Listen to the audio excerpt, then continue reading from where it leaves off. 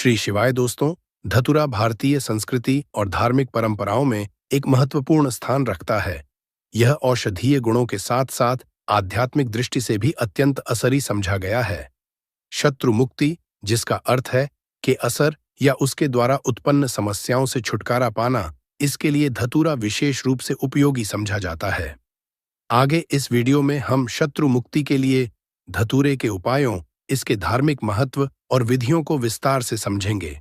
सबसे पहले धतूरा का धार्मिक और आध्यात्मिक महत्व समझते हैं। धतूरा का पौधा शिवजी को अर्पित किया जाने वाला एक पवित्र पौधा है। इसे शिव का प्रिय पुष्प समझा जाता है और विशेष रूप से श्रावण मास और महाशिवरात्रि के दौरान शिवलिंग पर चढ़ाया जाता है।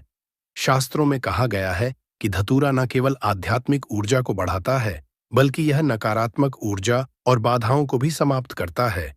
यही कारण है कि यह शत्रु मुक्ति के लिए उपयोगी समझा जाता है। धतूरा को तांत्रिक और ज्योतिषी उपायों में भी स्थान दिया गया है।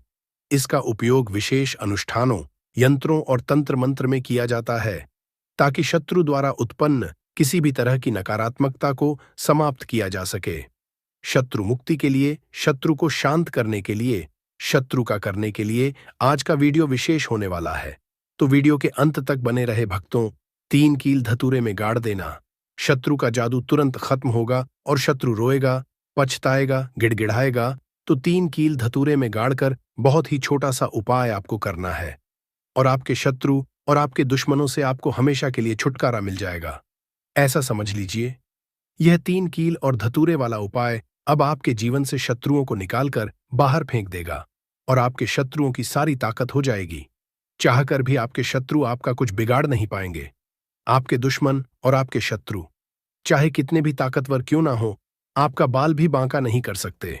अगर आपने 3 कील धतूरे में गाड़कर बहुत ही छोटा सा उपाय कर लिया, तो आज के समय पर बहुत ज्यादा शत्रुओं से लोग परेशान हो चुके हैं। मतलब शत्रु जो है, इनकी संख्या बढ़ रही है। जो व्यक्ति तरक्की कर रहा है, सफलता जिसे मिल रही है, उसके शत्रु भी बढ़ रहे हैं, उसके दुश्मन भी बन रहे हैं। अपना व्यापार कर लिया, शत्रु बन खड़े हो गए। जगह खरीद ली, शत्रु बनकर खड़े हो गए। क्योंकि देखिए, आज का जो समय है, यह ऐसा समय है कि आपकी खुशी में खुश होने वालों की संख्या कम मिलेगी आपको। लेकिन आपकी खुशी में लोग अंदर ही अंदर, बहुत सारे लोग ऐसे होते हैं जो ईर्ष्या की भावना रखते हैं और फिर वही आपके शत्रु बन जाते हैं। अच्छा, कुंडली में 6ठा भाव जब कमजोर हो जाता है, तब आपके सामने से शत्रु बनते हैं। सामने से आप पार वार करते हैं। और जब कुंडली में 12वां भाव कमजोर हो जाता है, तब आपके गुप्त शत्रु आपको परेशान करते हैं। और गुप्त शत्रु जो होते हैं, यह बहुत खतरनाक होते हैं। गुप्त तरीके से, मतलब इस तरीके से किया कराया करवाते हैं कि व्यक्ति को पता भी नहीं लगने देते हैं। कब उसका घर बर्बाद कर देंगे, उसका व्यापार बर्बाद कर देंगे, उसके जीवन को खराब कर देंगे, व्यक्ति को पता ही नहीं चलेगा। ऐसा समझ लीजिए कि जो व्यक्ति बहुत संपन्न होता है, उसे भी आकर निर्धनता घेर लेती है। उसके घर में भी कर्जे की समस्याएं आने लगती हैं। ऐसे को लेकर लोग परेशान होने लगते हैं कि कमी आ रही है, कर्जा सर पर बढ़ रहा है, अच्छा खासा व्यापार खराब हो रहा है। तो देखिए, इसके पीछे आपके गुप्त शत्रु का हाथ हो सकता है। ज्यादातर केसों में ऐसा निकलता है कि घर में जो दुर्घटनाएं होती हैं या घर में जो किया कराया करवाते हैं, उसकी वजह से पूरा घर जो है वह बर्बाद हो जाता है। तो अब आपको बिल्कुल डरने की, घबराने की जरूरत नहीं है, क्योंकि बालाजी महाराज का आशीर्वाद कहीं ना कहीं आप पर है कि यह वीडियो आप तक पहुंची है। अब आपकी समस्या का हल आपको मिलेगा। मात्र 3 कील और धतूरे से ऐसा उपाय आपको बताएंगे कि आपके शत्रुओं की सारी अकड़ निकल जाएगी, उनकी बैंड बज जाएगी। मतलब दुश्मन आपके चाहे कितने भी ताकतवर क्यों ना, वो चाहकर भी आपका कुछ बिगाड़ नहीं पाएंगे। कोशिश कितनी भी कर लें वो कि आपको नुकसान करना है, आपका व्यापार खराब करना है, या कुछ भी आपके साथ गलत करना है, कितना भी सोच लें और कितना भी किया कराया करवा लें, आप ये उपाय करेंगे तो उनका किया कराया उन्हीं के पास वापस चला जाएगा। आपका कभी कुछ नहीं बिगड़ेगा, चाहे वो कितना ही बड़ा किया कराया करवाए। क्योंकि जो हम उपाय लेकर आए हैं ना, कील का कील कैसी होती है? कील चुभन वाली होती है, नुकीली होती है। तो जिस तरह से उसने आपके जीवन को, आपके शत्रु ने आपके जीवन को खराब किया है, या गुप्त शत्रुओं ने खराब किया है, या अधिक शत्रुओं ने खराब किया है, अब उनकी बारी है परेशान होने की। उनकी सारी शक्ति खत्म हो जाएगी, किसी से शत्रुता नहीं कर पाएंगे। ऐसा उपाय आज की वीडियो में लेकर आए हैं, तो वीडियो में आगे बढ़े उपाय की बात करें उससे पहले जो लोग बालाजी महाराज सच्चे भक्त हैं वह सबसे पहले तो वीडियो को लाइक करके चैनल को सब्सक्राइब कर लें, क्योंकि उन्हीं की कृपा से यह वीडियो आप तक पहुंची है। दूसरी चीज की कमेंट सेक्शन में जयकारा जरूर लगा दें, पूरी सच्ची श्रद्धा से जय बालाजी महाराज लिख दें, जिससे बालाजी महाराज जल्दी से जल्दी आपकी मनोकामना को पूरा कर दें और आपके सारे कष्टों को हर लें। तो चलिए अब बात कर लेते हैं उपाय की। तो उपाय किस दिन करना है, किस समय करना है और किस तरह से 3 कील धतूरे में क्या कहकर क्या बोलकर आप कील गाड़ना है। सबसे पहले आपको बता दे, स्त्री हो या पुरुष कोई भी इस उपाय को कर सकता है। किस दिन करना है, किसी भी दिन आप इस उपाय को कर सकते हैं। ठीक है, अब देखिए उपाय को करने के लिए आपको सबसे पहले 3 कील लेनी है। कील कितनी बड़ी लेंगे, इतनी बड़ी लेंगे कि जो धतूरा है उसके आर पार कील हो जाए। थोड़ी लंबी सी कील आपको लेनी है, बहुत छोटी कील नहीं लेनी है। ठीक है, तो कितनी कील लेनी है? 3 कील आपको लेनी है। पुरानी कील इसमें नहीं लेनी है, नई कील लेनी है। ठीक है, आपके पास घर में रखी हुई है नई कील है, जिन्हें आपने उपाय में नहीं लिया है, कभी इस्तेमाल नहीं किया है, वो कील भी आप ले सकते हैं। और अगर आपके घर पर नहीं है तो आप बाजार से लेकर आएं। लेकिन शनिवार के दिन लोहा नहीं खरीदा जाता है, बस शनिवार के दिन इसे नहीं खरीदना है। तो 3 कील आप लेकर आए, साथ ही साथ आपको लेना है एक धतूरा। एकदम बढ़िया सा धतूरा होना चाहिए, ऐसा ना हो कि कटा फटा हो। ठीक है, एकदम बढ़िया सा धतूरा और 3 कील आपको लेनी है। एक लेना आपको छोटा सा काले रंग का कपड़ा। कितना बड़ा कपड़ा लेंगे जिसमें ये धतूरा और कील दोनों चीजें आ जाएं। इतना बड़ा काले रंग का आपको कपड़ा लेना है।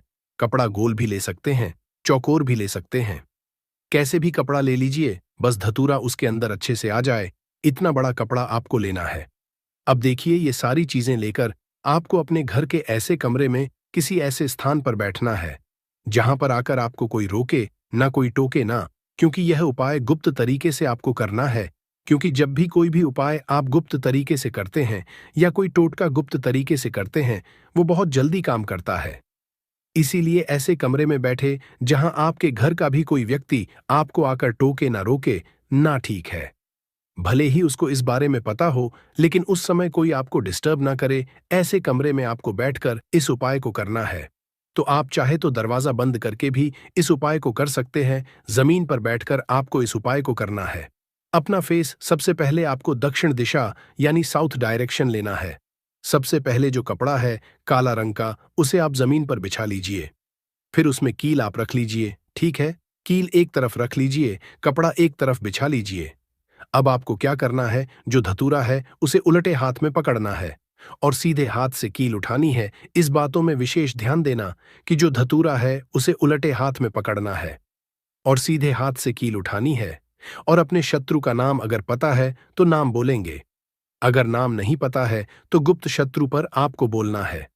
शत्रु बोल दीजिए या गुप्त शत्रु बोल दीजिए और कील उस धतूरे में आपको लगा देनी है। ठीक है, जिधर धतूरे में डंडी होती है उधर की तरफ कील आपको लगा देनी है। फिर आपको क्या करना है, दूसरी कील उठानी है, फिर से शत्रु के बारे में बोलना है। मान लीजिए 2 शत्रु हैं, आपको पता है कि आपके 2 ही शत्रु हैं या 3 ही शत्रु हैं, तो उसका नाम आप बोल दीजिए और बिल्कुल धतूरे के बीचों बीच आपको वो कील लगा देनी है। अब मान लीजिए शत्रु का नाम नहीं पता है, तो उसे आप शत्रु या गुप्त शत्रु बोलकर उस कील को धतूरे में अच्छे से गाड़ देंगे। मतलब आर पार हो जाए कील, इस तरह से आपको गाड़ देना है। फिर आपको तीसरी कील उठानी है। अगर शत्रु का नाम पता है, जैसे किसी किसी के 3 शत्रु होते हैं, उसे पता होता है कि मेरे 3 ही शत्रु है, फिर तो आप अपने शत्रु का नाम बोलिए। अब मान लीजिए शत्रु का नाम नहीं पता है, फिर आपको क्या करना है, फिर केवल शत्रु या गुप्त शत्रु यहां पर आपको बोलना है और उस कील को अच्छे से उस धतूरे में की तरफ गाड़ देना है। यानी एक धतूरे में 3 कील गाड़ने हैं, एक आगे की तरफ, एक पीछे की तरफ और एक बिल्कुल बीच में आर पार हो जाए। इस तरह से आपको कील को धतूरे में गाड़ देना है, लगा देना है। इसके बाद आपको ऐसा सोचना है कि अब मेरे जितने भी शत्रु हैं ये परास्त हो रहे हैं, मेरे जीवन से दूर हो रहे हैं और अब ये मेरा कुछ नहीं बिगाड़ पाएंगे। ठीक है, ऐसा सोचकर आपको वो पूरा का पूरा धतूरा जिसमें कील आपने गाड़ी है काले कपड़े में रख लेना है और इसकी पोटली बना लेनी है। है छोटी सी पोटली बना लेंगे, मतलब इसे पूरा ढक देंगे, उस काले कपड़े से उसके अंदर लपेट देंगे, ठीक है। धतूरे को कपड़े से लपेट देंगे। अब आपको क्या करना है, किसी ऐसे स्थान पर जाना है जहां पर कोई आता जाता ना हो, मतलब ज्यादा लोगों का आना जाना जहां पर ना हो, ऐसे स्थान पर आप जाइए। वहां पर आप मिट्टी में छोटा सा गड्ढा करिए, ठीक है। और उस गड्ढे में उस पूरे धतूरे को कपड़े के साथ ही, कपड़े को हटाना नहीं है, कपड़े के साथ ही आपको उस मिट्टी में उसे दबा देना है।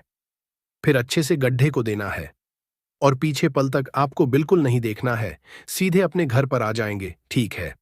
और फिर आकर आपको अपने हाथ पैर धो लेने हैं। बाकी जो भी काम आप करते हैं वह काम फिर कर सकते हैं।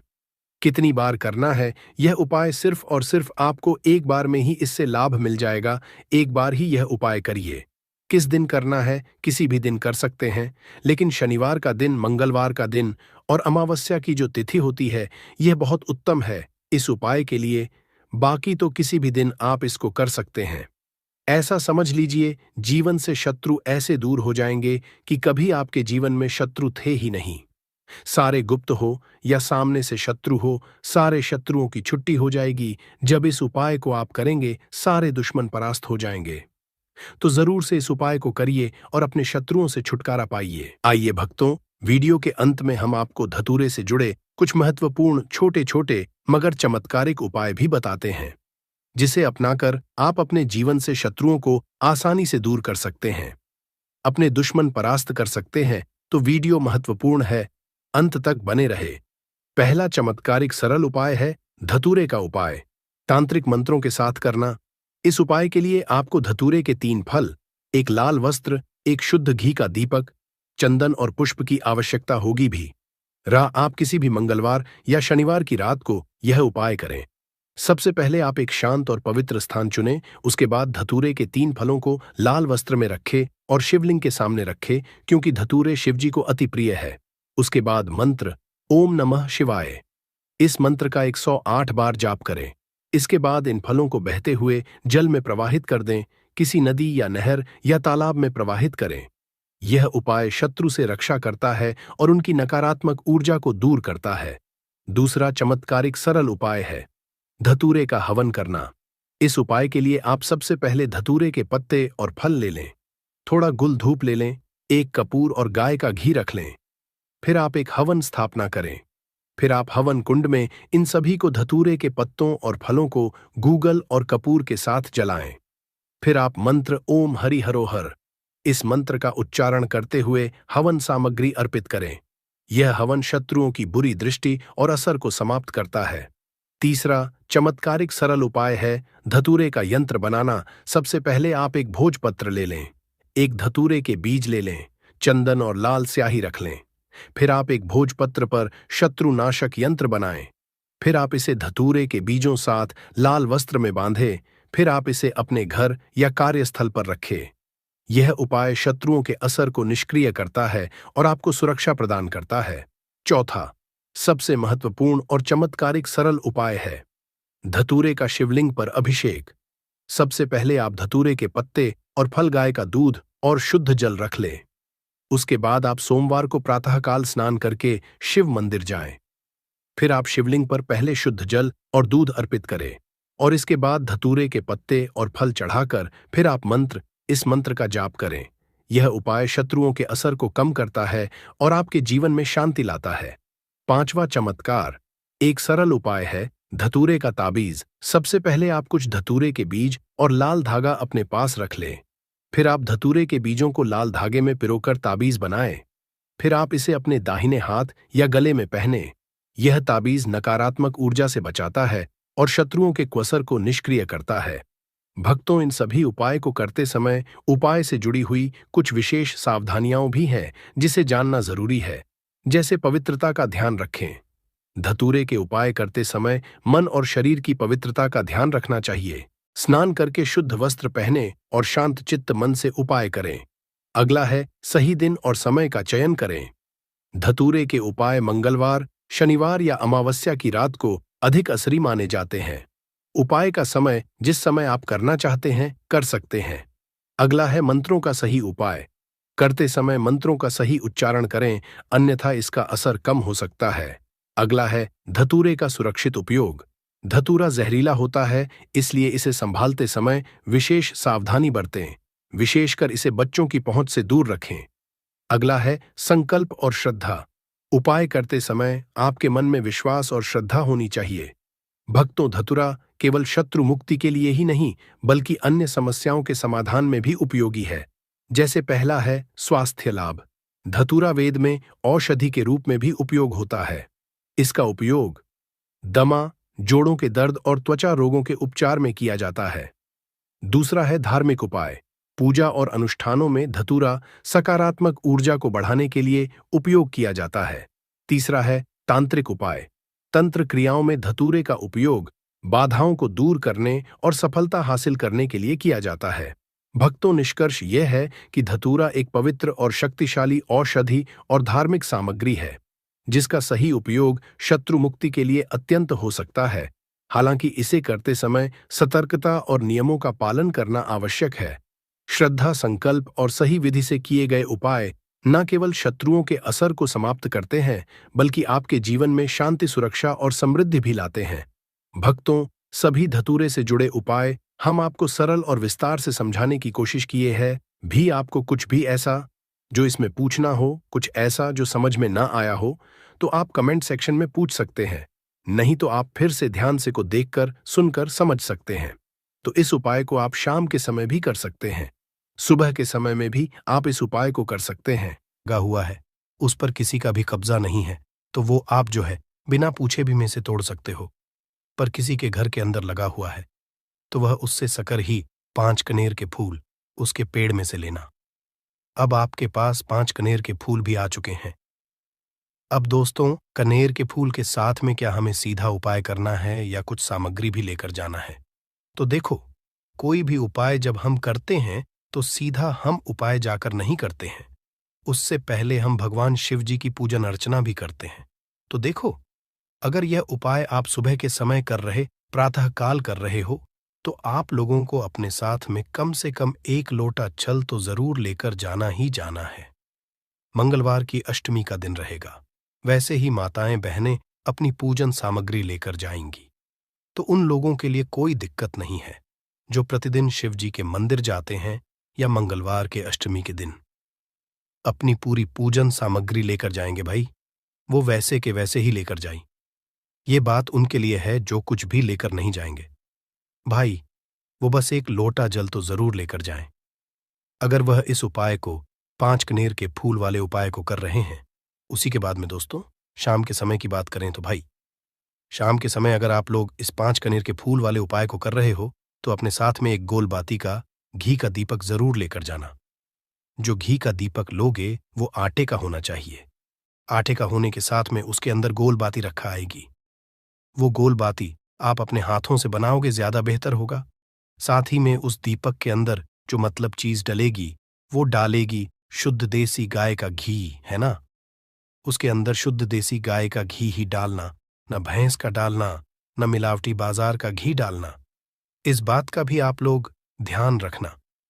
अगर आपको उपाय का पूर्ण फल चाहिए तो भाई करना क्या है। देखो, सुबह अगर उपाय कर रहे हो ना, तो अगर 10, 11, 12 बजे तक भी उपाय करोगे तो भी कोई दिक्कत वाली बात नहीं है, कर सकते हो। मंगलवार के अष्टमी का दिन बार बार नहीं आता है। आपको पहुंचना है सबसे पहले तो अपने घर के पास में जो शिव मंदिर हो, शिवालय हो, जहां पर शिवलिंग विराजित हो, वहां पर आप लोगों को पहुंच जाना है। अब वहां पर पहुंच करके सीधा हमें जाकर उपाय करने लग जाना है। नहीं, आपको पहले अपना शिव जी के मंदिर के अंदर प्रवेश करना है, भगवान शिव जी के दर्शन करना है। पहले आपको अपनी अपनी पूजन अर्चना करनी है। जैसे कि 1 लोटा जल जो लेकर गए हैं, भाई वो 1 लोटा जल दे चढ़ा दें। इसके अलावा जो भी पूजन सामग्री है, आपकी फूल, धतूरा, गुलाल, अबीर गुलाल, जो भी चीजें हैं, चंदन वगैरह, उन सारी चीजों से आप पूजन अर्चना कर सकते हो। पर जो उपाय के 5 कनेर के फूल हैं, वो आप अलग ही रखना। वो उपाय के समय ही हमें निकालने हैं। तो पहले आप अपनी पूजन अर्चना कर लेना, जैसे आप मंगलवार के दिन करते हो, मंगलवार के अष्टम के दिन करते हो, वैसे आप अपनी पूजन अर्चना कर लेना, है ना। इसी शाम के समय है। शाम के समय जब आप अपने घर के पास में जो शिव मंदिर हो वहां पर पहुंचो। गतो पहुंचने के बाद आप पहले अपना वह घी का दीपक जलाना। अब घी का दीपक जलाने में भी इस बात का ध्यान रखना, इस घी के दीपक को आपको अपने घर से जलाकर नहीं लेकर जाना है और मंदिर में जाकर भी जलाना है, और मंदिर में जाकर जलाओगे तो उसे अपनी माचिस से ही जलाना है। अपने घर से इस दीपक को जलाने के लिए अपनी माचिस लेकर आना। आपने मंदिर में किसी और की माचिस ले ली इस दीपक को जलाने के लिए। अगर आप शाम के समय इस वाले उपाय को कर रहे हो तो भाई, इस उपाय को करने का फल जो है उस मानव को भी मिल जाएगा जिस मानव की आपने माचिस ली होगी। इसलिए आप अपने घर से अपनी ही माचिस लेकर जाएं। उसके बाद में दोस्तों, आप लोगों को एक बात का और ध्यान रखना है कि जब आप उस दीपक को जला दो, जलाने के बाद उस दीपक से आप चाहो तो आरती भी उतार सकते हो, अन्यथा कोई दिक्कत बात नहीं है।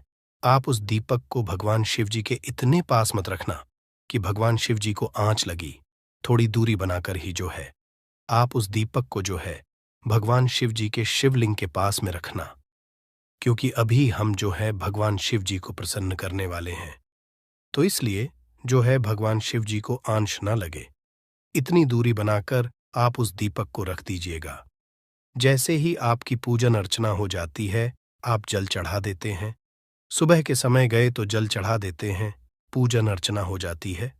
फिर उसके बाद में भगवान शिव जी की शिवलिंग के पास में कहीं पर भी बैठ जाइए, सामने बैठ जाइए या आसपास बैठ जाइए। उसी तरीके से शाम के समय है दीपक जैसे ही लग जाए तो भाई आप अपना उपाय को यहाँ पर कर सकते हैं। और उपाय को करने से पहले आप अपने वह 5 कनेर के फूल निकाल लीजिए, क्योंकि अब हम यहाँ पर उपाय को करने वाले हैं। उपाय को करने के लिए आप शिवलिंग के सामने भी बैठ सकते हैं, आसपास भी बैठ सकते हैं, कोई दिक्कत वाली बात नहीं है।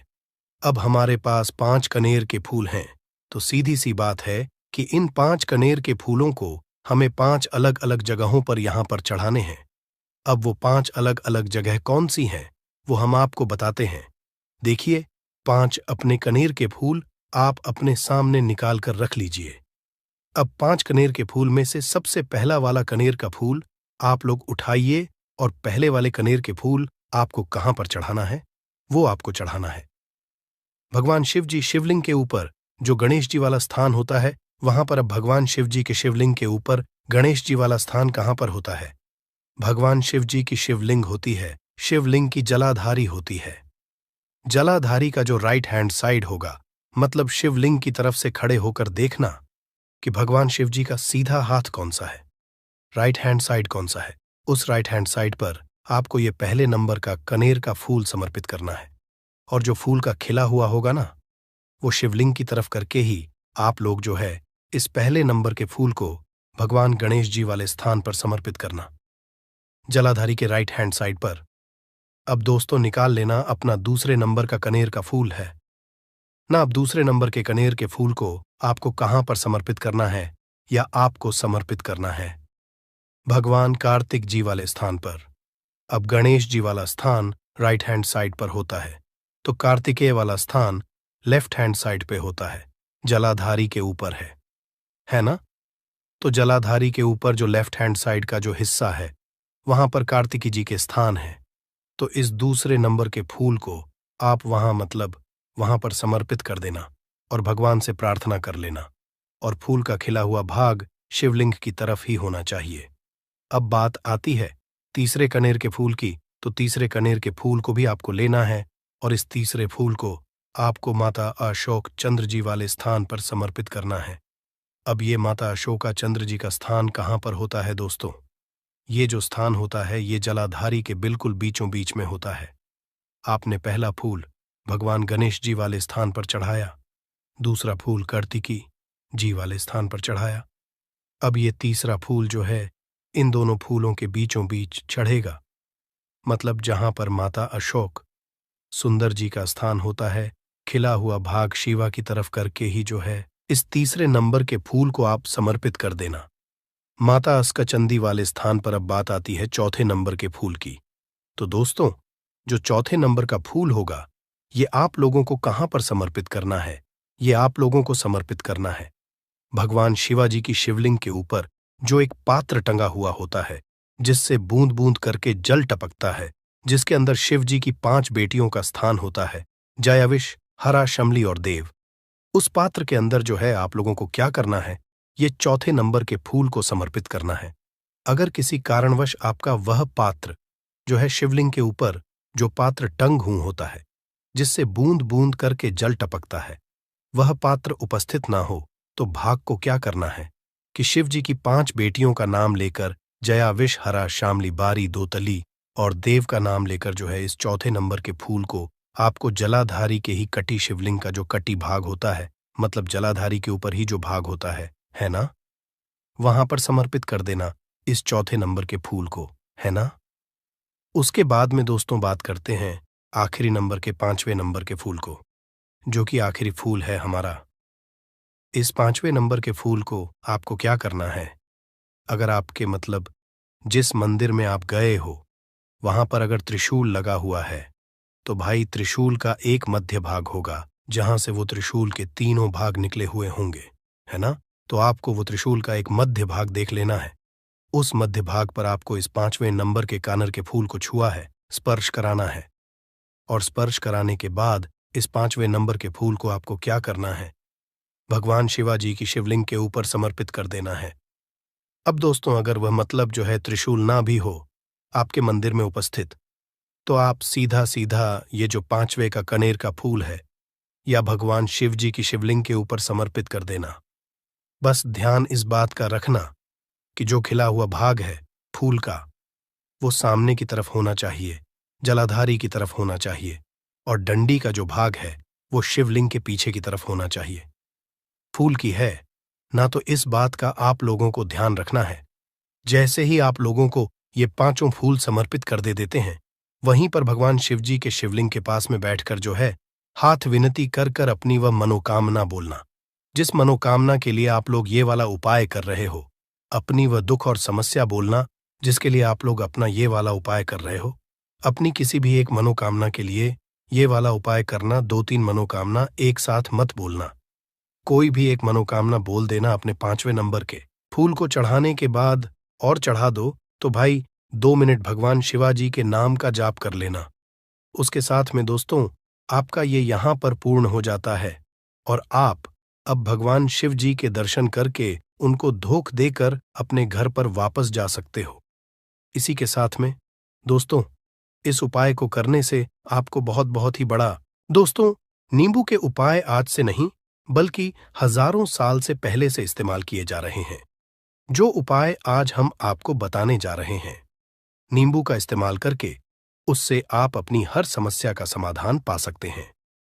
अगर आप ज्योतिष शास्त्र, वास्तु शास्त्र की किताबों में जाते हैं और अध्ययन करते हैं, तो नींबू के ऊपर पूरे 11 अध्याय आपको जाएंगे, जिसका मतलब यह है कि नौकरी पाने के लिए नींबू का इस्तेमाल कैसे आप कर सकते हैं, अपने व्यापार को दौड़ाने के लिए कैसे नींबू का इस्तेमाल करना चाहिए, एवं अगर आपका शत्रु आपका विनाश करना चाहता है तो नींबू के उपाय से कैसे आप उल्टा अपने शत्रु का विनाश कर सकते हैं।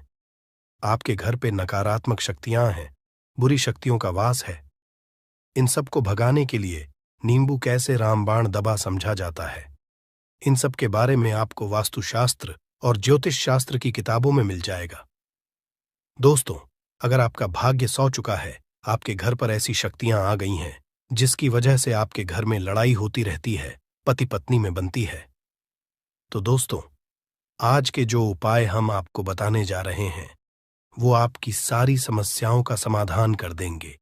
स्वास्थ्य की दृष्टि से नींबू बहुत ज्यादा लाभदायक होता है। साइंस की भाषा में अगर कहे तो नींबू में विटामिन सी बहुत ज्यादा होता है। एसिडिटी आपको प्रॉब्लम है, पेट खराब रहता है, तो नींबू उसमें रामबाण की तरह काम करता है दोस्त। और नींबू के अंदर इतनी ताकत होती है कि वो एक से एक बड़ी समस्याओं को छुटकी में खत्म कर सकता है, कई बाधाओं को एकदम हमेशा के लिए पास से हटा सकता है। इसलिए अगर आप भी चाहते हैं कि आपके ऊपर माता लक्ष्मी का आशीर्वाद हो, भगवान भोलेनाथ आपको आशीर्वाद दे, तो ये वीडियो बिना भगाए अंत तक देखिएगा, क्योंकि इस वीडियो में आज आपको पता चलेगा कैसे नींबू के 10 उपाय करके आप अपने जीवन की हर परेशानी को खत्म कर सकते हैं। आपको हम एक एक उपाय के बारे में अब बताने जा रहे हैं, इसलिए बहुत गंभीरता से वीडियो को देखिएगा। देखिए दोस्तों, कई लोग ऐसे होते हैं कि वीडियो देखते हैं। यकीन मानिए, अगर आपने एक पॉइंट भी मिस कर दिया तो आप अपना ही नुकसान करेंगे, क्योंकि अधूरा ज्ञान हमेशा खतरनाक साबित ही हुआ है। इसलिए वीडियो को अंत तक जरूर देखिएगा दोस्तों। सबसे पहले तो आप लोग कमेंट बॉक्स में आकर हर हर महादेव लिख दें, क्योंकि अगर भगवान भोलेनाथ ने किसी को आशीर्वाद दे दिया तो उसका काल भी कुछ नहीं बिगाड़ सकता। और वीडियो लाइक करके तुरंत चैनल को सब्सक्राइब कर दे दोस्तों।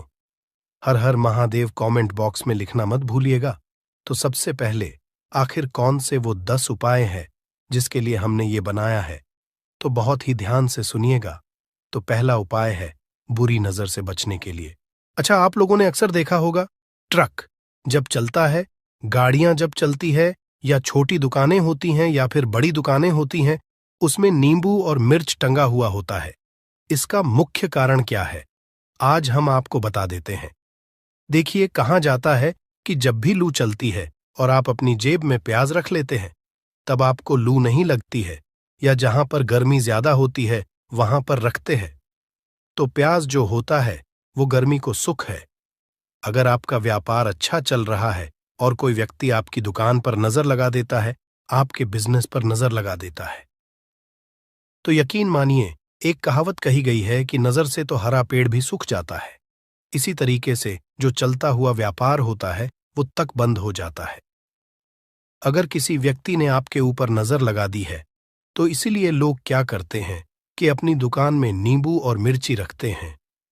इसका जो मुख्य कारण है बताया गया है कि नींबू का खट्टा और मिर्ची का तीखापन जो होता है वो बुरी नजर वाले व्यक्ति की को भंग कर देता है, जिससे वह अधिक समय तक खुद को असरदार नहीं पाता है।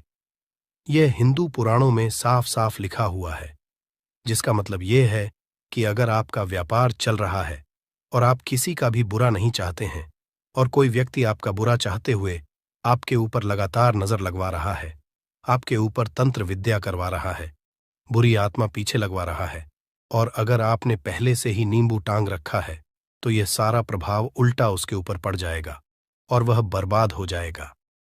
इसलिए अगर आप कोई भी करते हैं तो नींबू और मिर्ची को टांग करके रखिएगा दोस्त। दूसरा, इसका जो उपाय होता है वो वास्तु दोष को मिटाने के लिए होता है। वास्तु ज्ञान में अगर आप अध्ययन करते हैं तो उसमें एक चैप्टर है पूरे नींबू के ऊपर लिखा हुआ है, मतलब एक अध्याय पूरा चैप्टर लिखा हुआ है।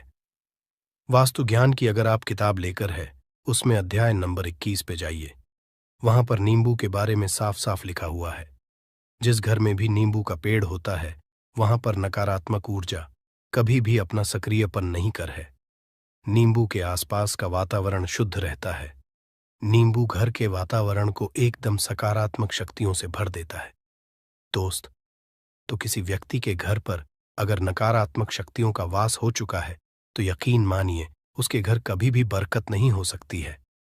उसके घर के लोग आपस में लड़ाई करते रहेंगे, धन के सारे मार्ग बंद हो जाएंगे, घर के खर्चे बढ़ जाएंगे, कर्ज के माया जाल में वो फंसता चला जाएगा। परंतु अगर आपके घर पर नींबू का पेड़ है तो आपके घर में सिर्फ सकारात्मक शक्तियां आएंगी। आपके घर का वातावरण बहुत अच्छा बना रहेगा। घर के आपसी लोगों में हमेशा बनती रहेगी। सरल भाषा में बता दोस्तों, आप लोगों ने देखा होगा कई ऐसे घर होते हैं जिसमें आपस में लड़ाई होती रहती है। घर में कभी भी बरकत नहीं होती, और जिस घर की बरकत नहीं होती है वो घर कभी भी आगे नहीं बढ़ पाता है। इसके लिए सबसे बड़ा जो समझा गया है वास्तु दोष को मिटाने के लिए, वो समझा गया है नींबू के पेड़ को। मतलब अगर आपके घर में नींबू का पेड़ हो, चाहे गमले में लगा लीजिए, चाहे अपनी जमीन में लगा लीजिए, आपके घर में कभी भी नकारात्मक शक्तियों का वास नहीं होगा।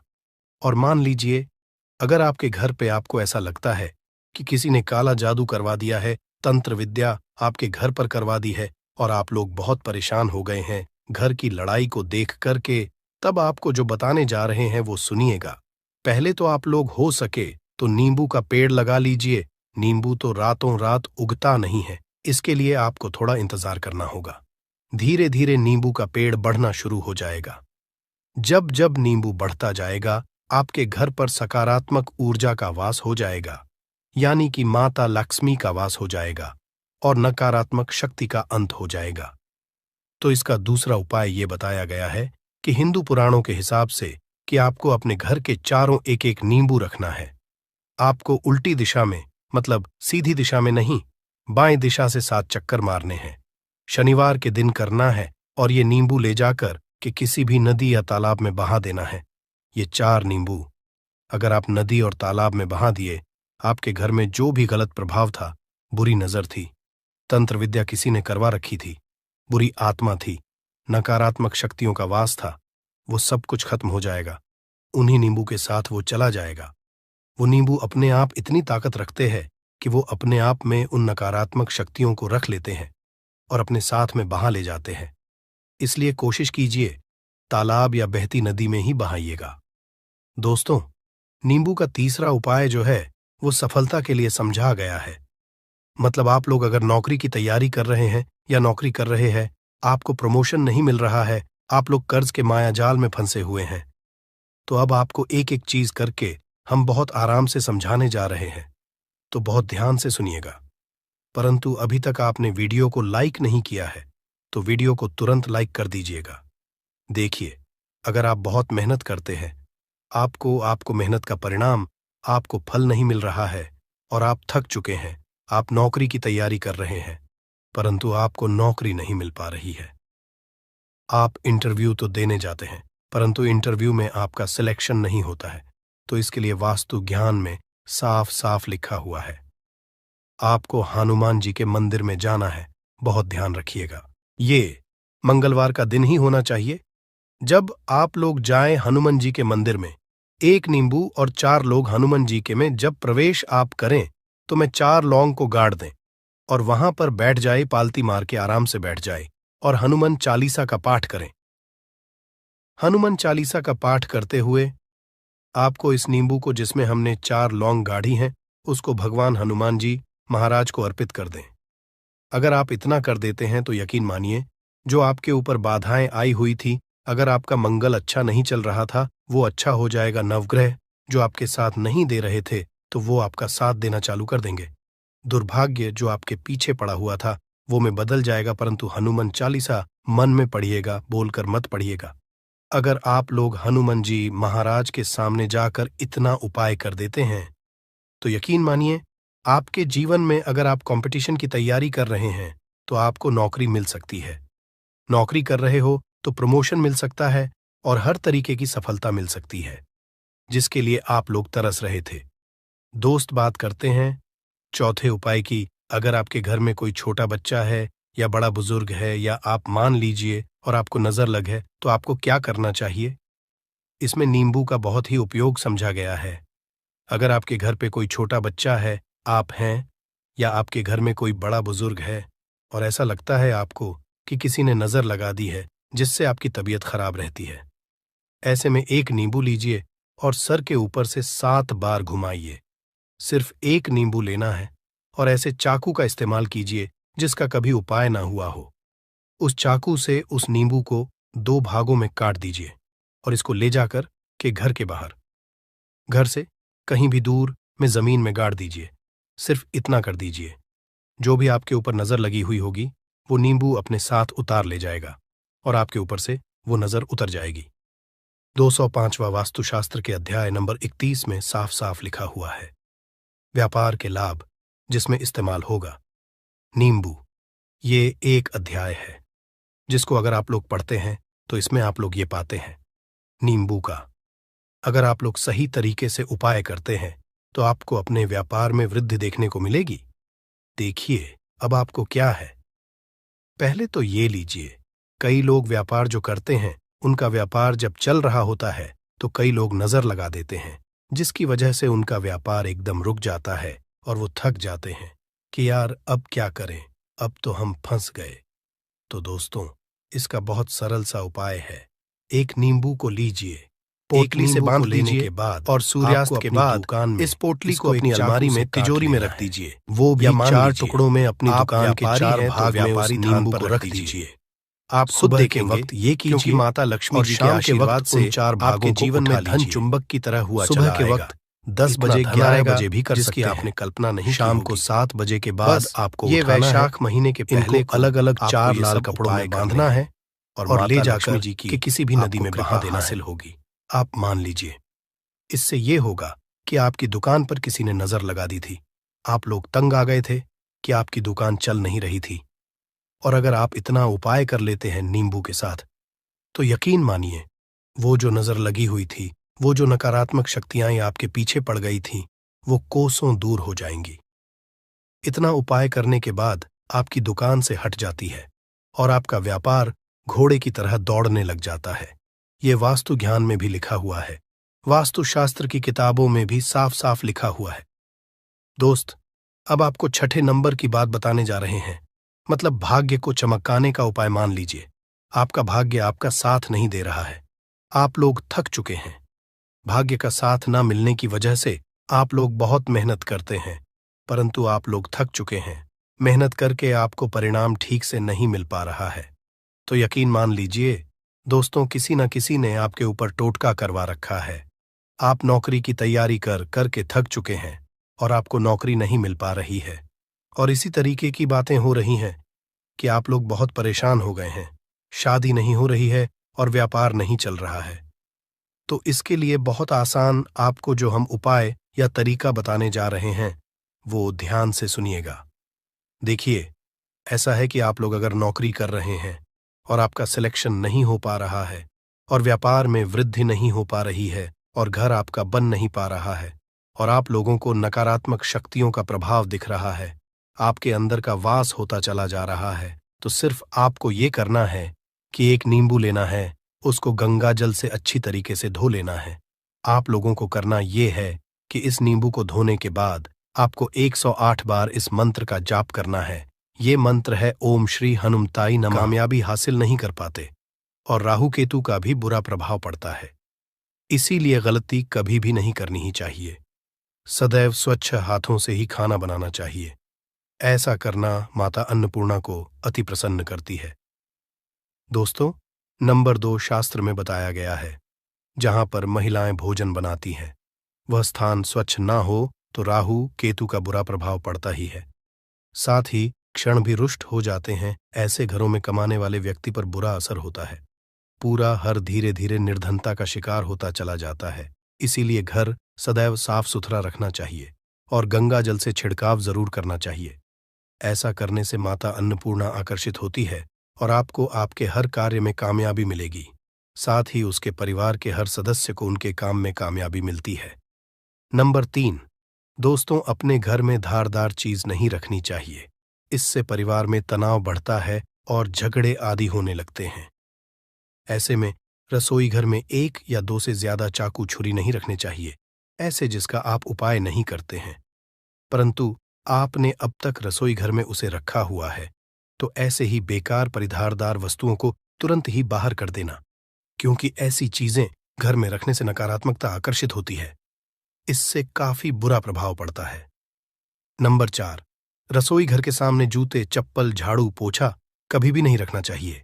इससे माता अन्नपूर्णा नाराज होती है और पूरे घर को गरीबी का सामना करना पड़ता है। इसे पाप भी समझा जाता है। इसीलिए आपको कभी भी चप्पल, जूते या झाड़ू, पोछा घर के सामने नहीं रखनी चाहिए, क्योंकि इससे घोर अनर्थ हो सकता है और माता नाराज हो सकती है। नंबर 5,